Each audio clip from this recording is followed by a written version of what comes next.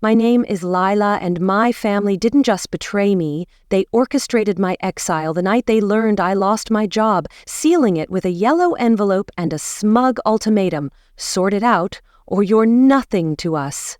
They swore my brother Theo spilled every secret, but they had no idea I'd been silently bankrolling their lives for years. What they still don't know is the fire I ignited next. Tell me, have you ever been crucified for daring to give too much? Before we dive in, what time are you reading this, and from where? Drop a comment below. I read every single one. It was still daylight when I pulled into my parents' driveway. The Oregon air had begun to chill, leaves just starting to turn golden at the tips. I lingered in my car a moment longer than necessary, clutching the steering wheel, trying to conjure a version of myself that seemed composed, collected, unfazed. A bakery box rested on the passenger's seat, cinnamon scones sprinkled with coarse sugar.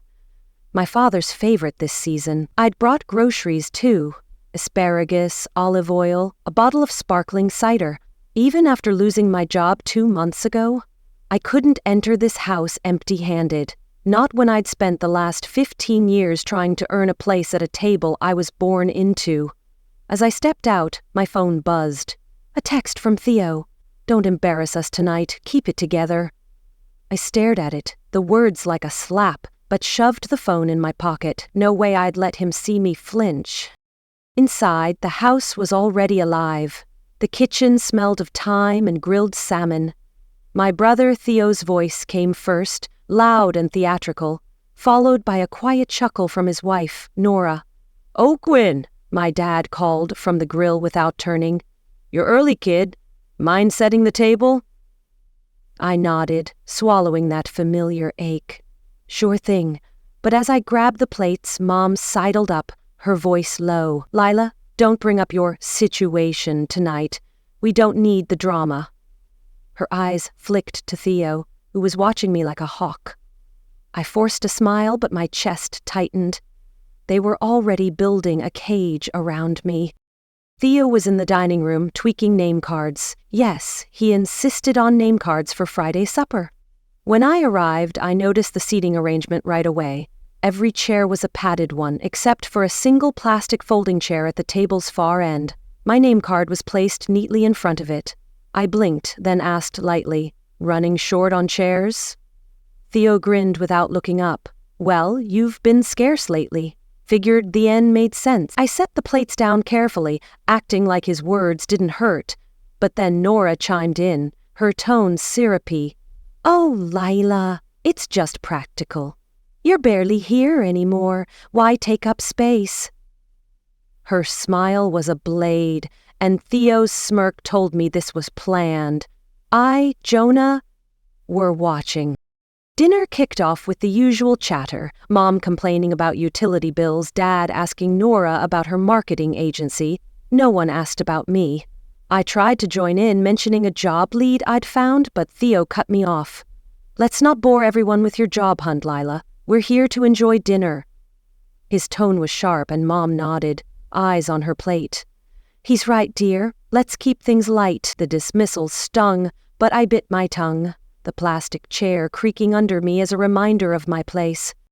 Halfway through the meal, I cleared my throat. "So, I've got news." The clatter of forks paused. I was let go 2 months ago. Unexpected, company downsizing. Silence. Then my dad exhaled, but not with concern. "Well now," he said, sipping his cider. My mom glanced over her glasses, then back down. "No, we're sorry." Theo raised his eyebrows dramatically, then leaned toward Nora, whispering loud enough for all to hear. "That explains the hoodie." I said she was unraveling. Nora giggled, then added, "Honestly, Lila, you're looking a bit disheveled. Are you even trying?" My face burned, but I kept my composure, refusing to give them the meltdown they clearly expected. I kept my voice even. "I'm managing. I've been applying for jobs. Not asking for help, just wanted you to know." That's when Theo spoke up, his tone cutting like a winter gust. "That's why I told them you're unreliable. No job, no savings, no partner." I turned to him. "Pardon, He shrugged. Come on, Lila, you've never really pulled your weight in this family. My mom chimed in, eyes on her plate. Maybe it's time you stop leaning on us. Dad nodded, his voice cold. We've carried you long enough, Lila. Time to grow up. I almost laughed. Leaning? I covered your car loan last year when you nearly lost it. No one replied. Theo leaned back, smirking. Oh, please. One loan doesn't make you a saint. You owe us for all the years we put up with you. His words were a punch, and Nora's stifled laugh made it worse. Then my dad looked up, setting his glass down. We think it's best if you take some time away. Get your footing, sort yourself out. A shiver ran through me. Theo stood, pulled a yellow envelope from his bag, and slid it across the table like a bartender serving a tab. We packed your stuff. Your old room's becoming a home gym. Nora's idea. Nora added, It's for the family's wellness, Lila. You're too chaotic for this space. I couldn't breathe for a second. I looked at my mom, my dad, then Theo. Not one met my eyes. Then I glanced at the plastic chair beneath me. It clicked. You planned this, I said, voice low. You've been waiting for an excuse to push me out. Mom's eyes flicked up, then away. Don't be dramatic, Lila. We're just prioritizing stability. I took a deep breath, steadying my voice. So, I lose my job, and I lose my family. I didn't shout. I didn't beg. I stood, the plastic chair scraping loudly against the tile as I pushed it back. I grabbed my bag. Instinct, not necessity. Then I said as calmly as I could, Thanks for dinner. I don't stay where I'm not wanted. No one moved. No hands reached out. No words followed. I walked to the door, my boots louder than usual on the linoleum. Outside, in the evening chill, I saw a moving van parked at the curb. Theo leaned against the porch railing, arms crossed, like he'd been waiting to land one final blow. We already moved your boxes, he said, smirking. They're in the stairwell of your old place, if you still have the keys. He didn't wait for a reply, just turned back inside like I was already gone. As the door slammed, I heard Nora's voice through the window. Good riddance. She was always a burden. The sky darkened quickly. Streetlights blinked on in clusters. I got into my car and sat in silence before starting it. There was nowhere to go but back to the condo I hadn't visited in months. It used to be mine. I thought it still was. The drive was short, maybe 20 minutes, but each turn felt like peeling back years. That small complex in the west part of town.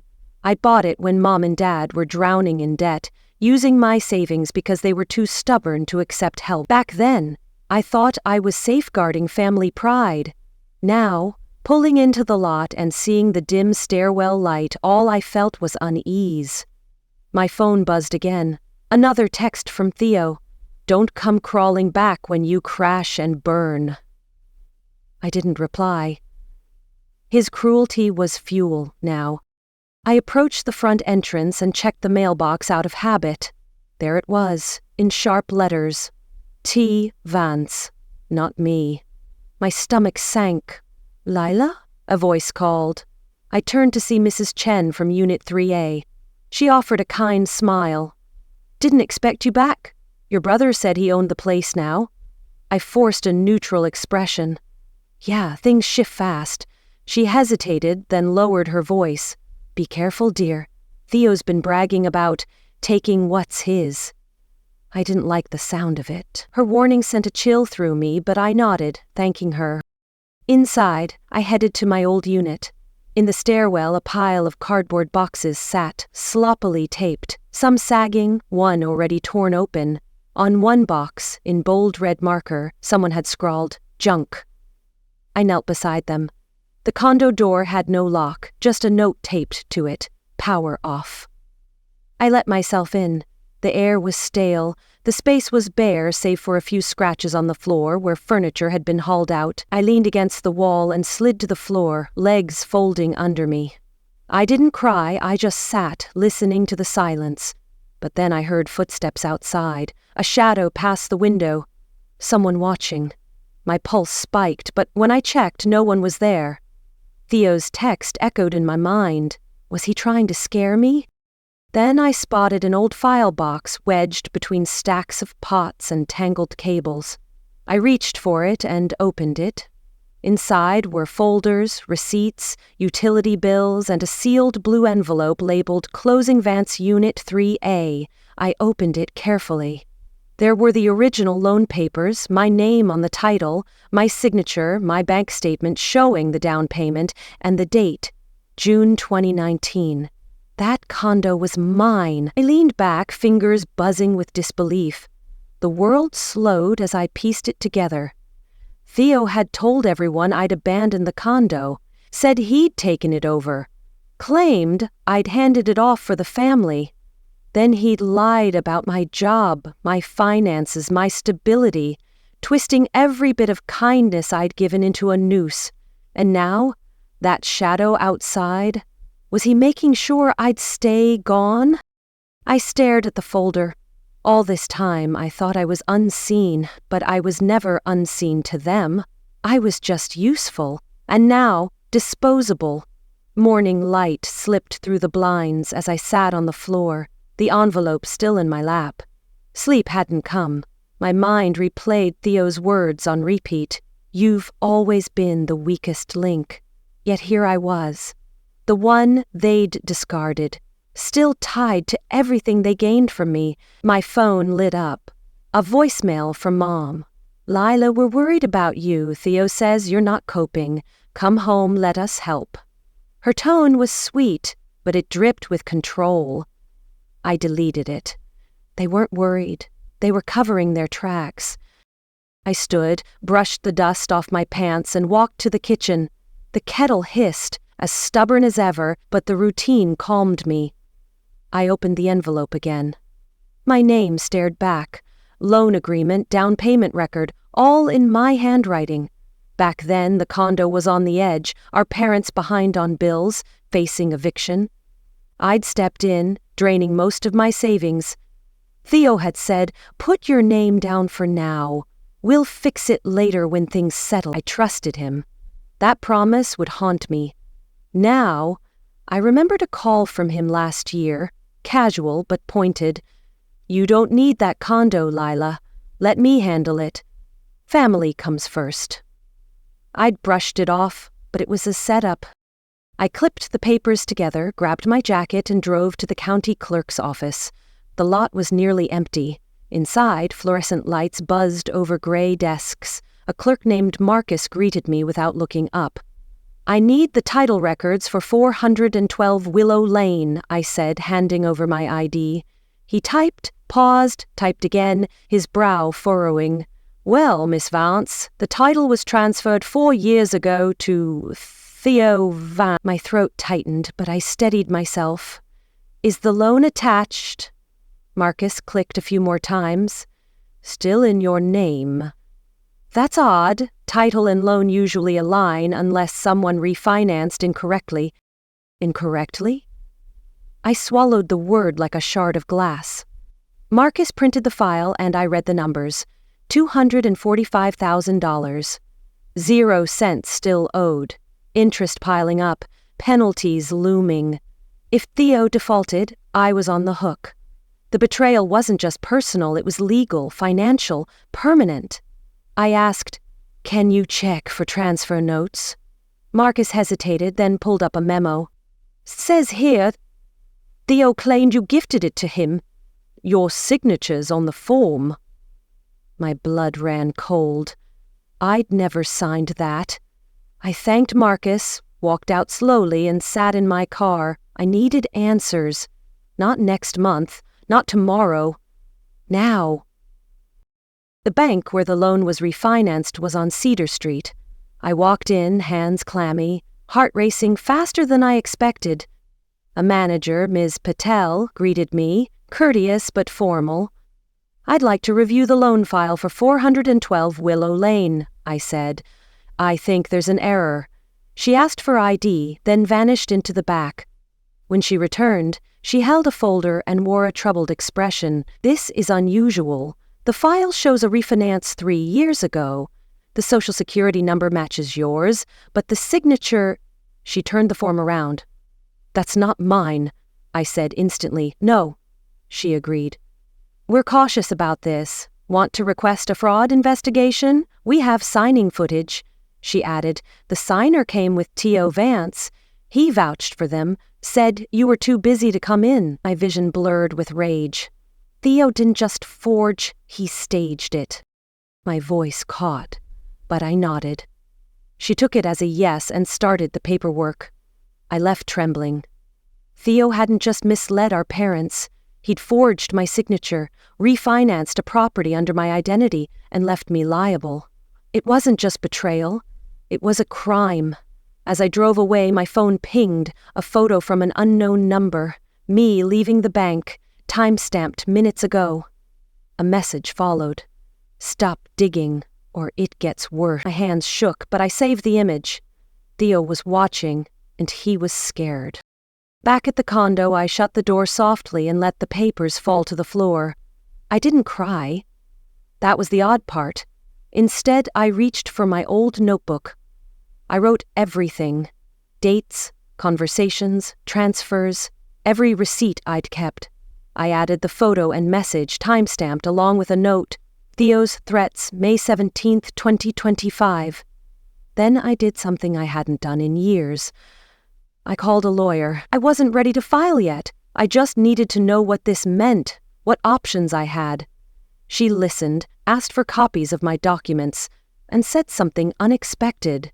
"You may have a case for fraud, property theft, and identity misuse, but more importantly, you have leverage you didn't realize." She added, "If he's sending threats, he's desperate. Keep everything. This could bury him." I stared at my reflection in the window. For a moment, I didn't recognize the woman staring back, but I was beginning to recall her strength. 2 days later, I was back in my lawyer's office, facing the same woman who had calmly outlined a path to justice. Her tone was sharper now, as if she sensed something darker. "We'll send a cease and desist to your brother regarding the property and fraud," she said, handing me a document, "and request all loan and refinance records. Quietly, no need to show your cards yet." I nodded. Quiet. Understood. "And Lila," she said, "watch your back. People like Theo don't back down easily." Her warning echoed Mrs. Chen's, and I felt the weight of being hunted. That evening, my phone rang. "Dad." I hesitated, then answered. "Lila," his voice was warm, syrupy. I hadn't heard it since that supper when he let Theo humiliate me while he sipped cider and stared at his plate. "We heard you've been poking around about the condo," he started. "Theo says you're upset, honey. You're not thinking straight. It's been a tough couple of months." There it was. Kindness laced with venom. "We just want what's best for you," he continued. "Theo says you've been erratic, maybe even paranoid. Come home, let us fix this." I laughed, cold and sharp. "Fix this? You mean cover it up?" He paused, then snapped, "Don't test us, Lila. You'll regret it." I didn't respond, just listened. "You know, when people are overwhelmed, they sometimes invent problems that aren't there," he added softly. "You've always been emotional." I hung up. The next day I drove to the condo. I didn't call. I didn't knock. I walked in. Mom was in the living room, pretending to read a magazine like it was 1990. Dad was arranging coasters for a party that wasn't happening. The air smelled of pine cleaner, sharp and artificial. "You're causing trouble," Mom said without looking up. "What's going on?" Dad asked. "You tell me," I said. "Why's my name on the loan, but Theo has the title?" Mom blinked like she didn't speak the language. "Theo handled it. We trusted him." Dad looked up. "Sweetheart, we didn't know. Maybe it's the stress, the job loss. You've had a lot." I stepped closer, voice low. "You knew. You all knew. I saw the emails, Mom. You thanked Theo for handling Lila's mess." "Don't play innocent." Her face paled, but she recovered fast. "You're delusional, Lila. Always making things up." "I'm fine," I said flatly. That's why we called Dr. Ellis, Dad said, still stacking coasters. He's open to seeing you for a wellness check. Nothing major. My stomach dropped. You what? Just concern, Mom said. You haven't been yourself. Dad leaned in, his voice a hiss. Keep pushing, and we'll make sure everyone knows you're unstable. Dr. Ellis is ready to sign off. The next morning, my phone rang. Hi, Lila, this is Dr. Ellis's office. Your parents booked you for a stress evaluation, just a quick intake. I don't know why I went. Maybe part of me still hoped they cared. At the clinic's front desk, I checked in. The receptionist handed me a clipboard. There's a release form for observation, she said. I stared at it, 3 pages of legal jargon. Then I heard a whisper, a nurse passing by. You don't have to sign unless you're here voluntarily.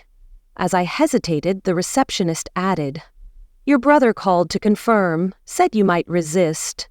We're just following protocol. Dio's reach was everywhere. I looked up. The fluorescent lights felt too harsh, the room too still. I stood, placed the clipboard on the desk, and walked out without a word. My hands shook as I dialed my lawyer.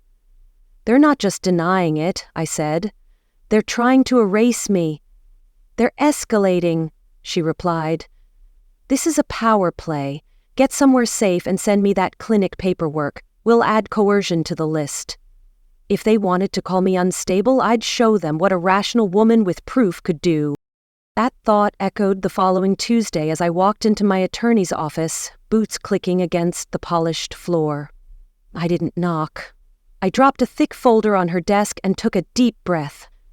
Inside were every receipt, email, payment stub from the loan I'd made while Theo posted vacation photos on Instagram. There were messages from him, time-stamped, asking me to handle the tedious financial stuff because he was swamped. Even thank you notes from my parents for always stepping up. And now, the clinic form, the threatening photo, and a new find, a recorded voicemail from Nora, left by mistake. Theo, she's at the bank. Make sure she doesn't find the second account. Second account? My lawyer's eyes narrowed as she listened. My lawyer, Sarah, glanced at the pile.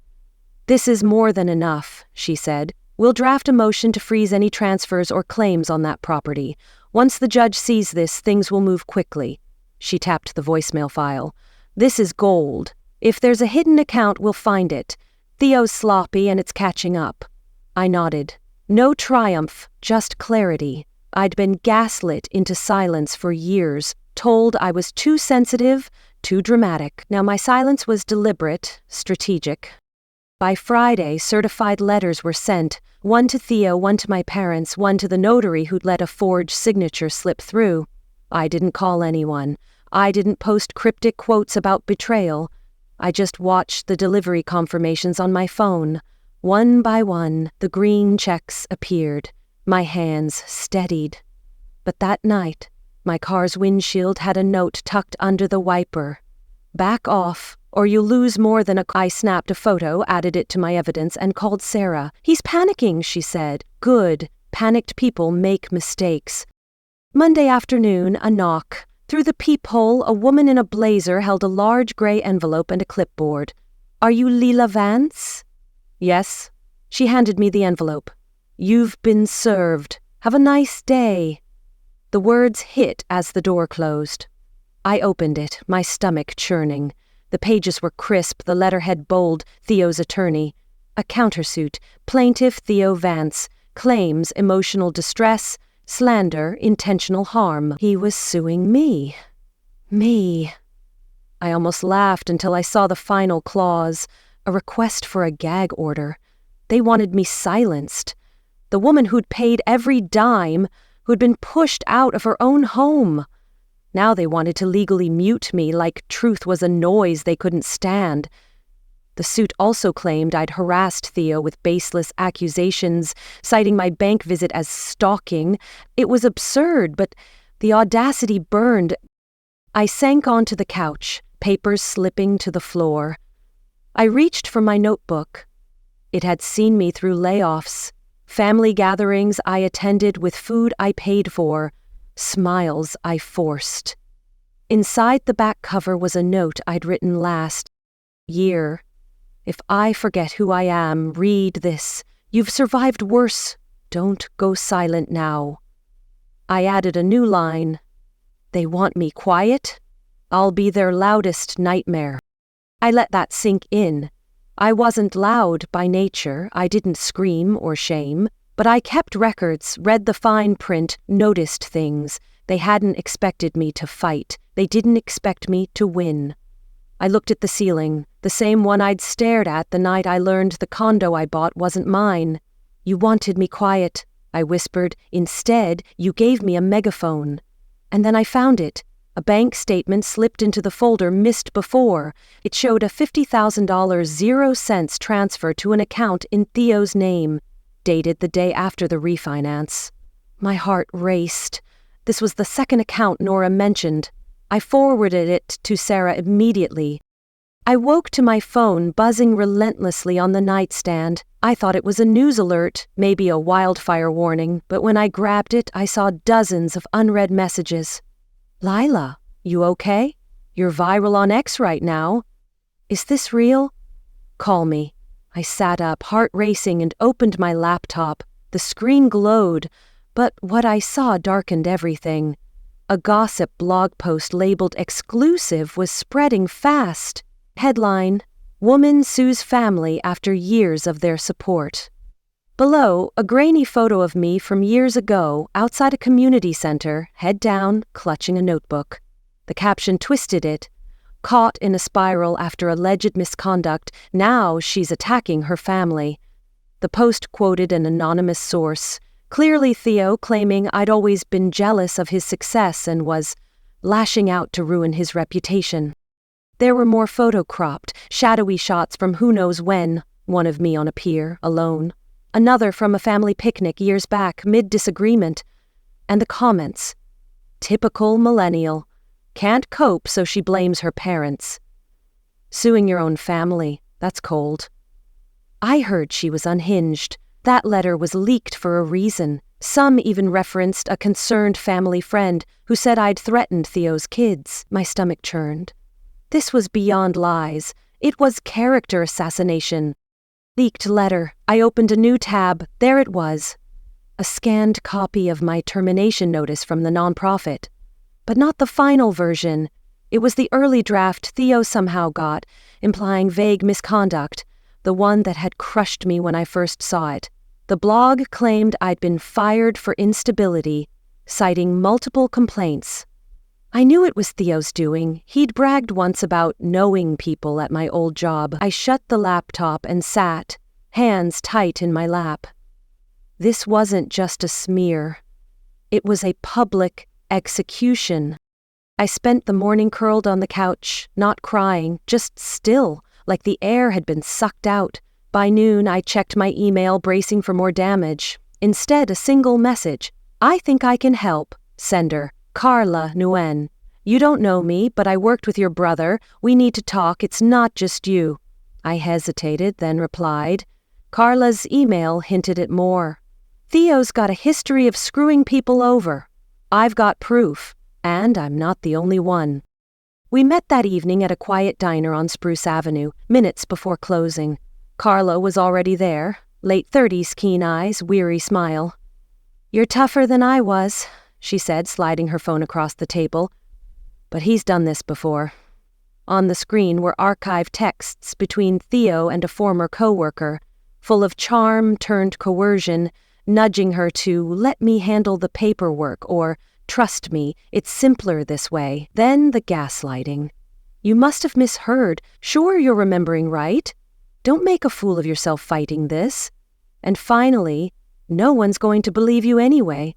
She also showed a contract Theo had her sign, claiming it was routine, only to cut her out of a deal worth $30,000 0 cents. He laughed about it, she said, called it easy money. Carla looked at me. That last one? His go-to line. I leaned back, swallowing hard. You kept these? I did, she nodded. Knew I'd need them someday. So would someone else. She leaned forward. There's another guy, Mark, from Theo's old firm. He's got stories too.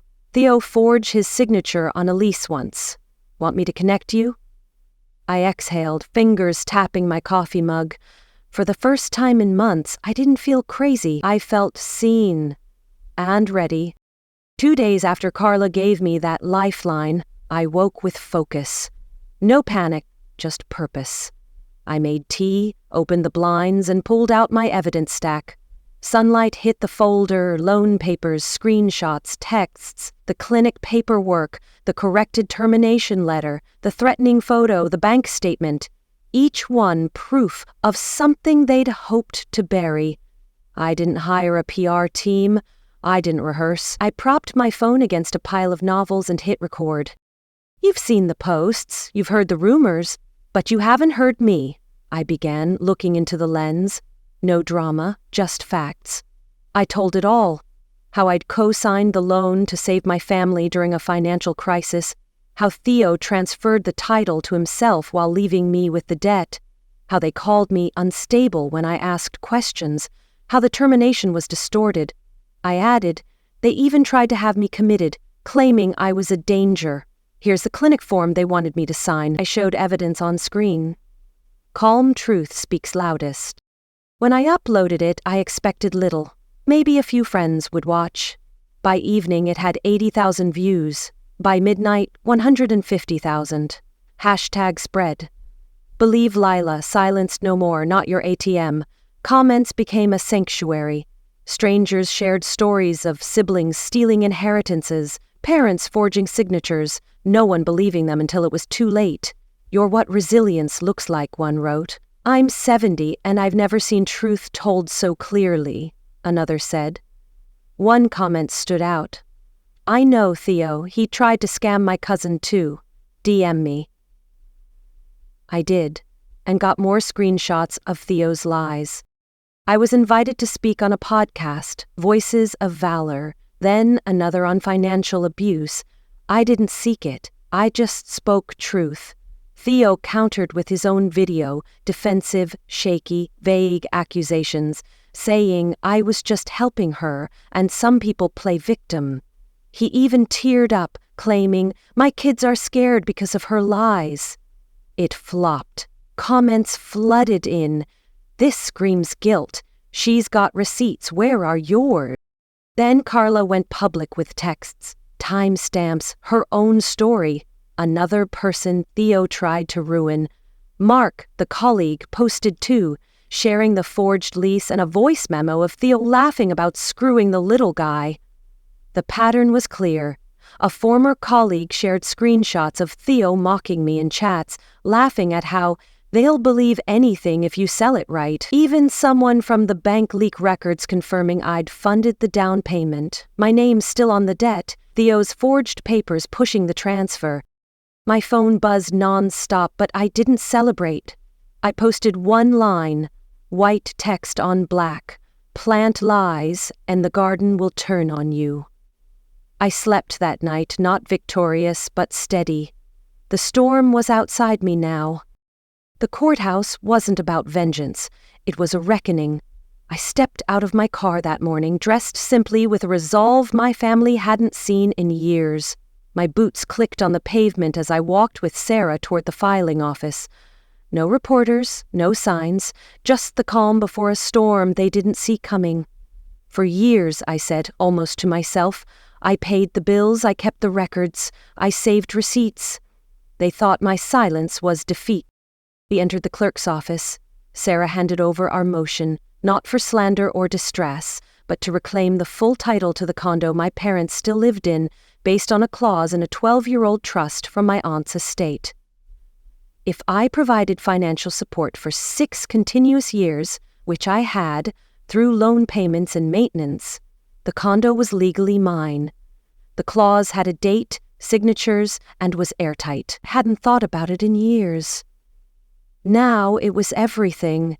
Every favor turned into leverage. Every meal turned into judgment. Every lie turned against me.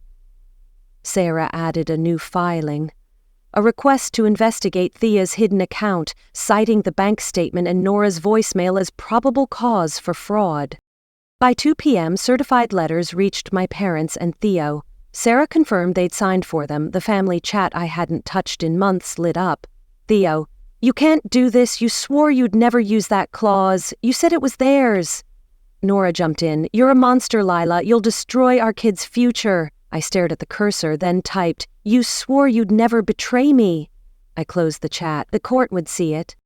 That evening, someone leaked the title, my title, to a forum tracking the saga.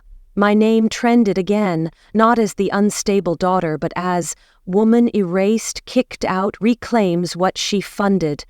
People found old posts from my family's accounts, photos of condo upgrades, trips captioned "Our home, our pride." Comments now read, "She built that pride, they just used it." A local news segment aired, Sarah on the courthouse steps explaining the trust's legal ground. The anchor closed. This isn't a woman tearing her family apart. It's a woman setting boundaries. The segment included a clip of Theo's video, his fake tears now mocked online as crocodile tears. 4 nights later, pounding at my building's entrance, security texted, "He says he's family, wants to see you." I stepped onto my balcony. "Theo," his voice cut through the night, sharp and bitter. "You think money makes you better? You think you've won? You're nothing without us." I didn't yell. My voice carried down. "That condo, it was mine before your first kid was born." He froze. I turned and went inside, but as I closed the door, I heard him shout, "This isn't over. You'll pay for this." His desperation was palpable, and it only strengthened my resolve. Still, part of me wondered, could I ever let them go? I sat at my kitchen table, morning light streaming through my new apartment's windows. The air smelled of lavender from the plants outside. For the first time in years, I heard my own breath. Peace. Then a knock. A delivery envelope postmarked 3 weeks ago. No return address, but I knew Dad's handwriting. I opened it. No apology, just one line.